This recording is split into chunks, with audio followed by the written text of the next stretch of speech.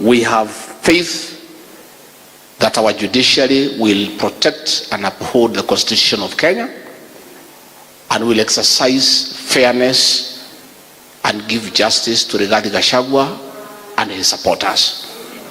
That is our prayer. But I want to ask for peace, more so to my people of the Mount Kenya region. Please remain peaceful. Love one another. Stay well with all other regions and communities. They have not wronged us. They are our friends. Kenya is bigger than all of us.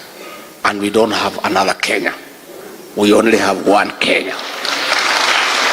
And I want to say, irrespective of what will happen, the outcome of the court process, let our people remain peaceful and build our country.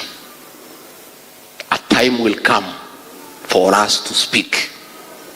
Namutukamake kulioka udojowe newo mukireke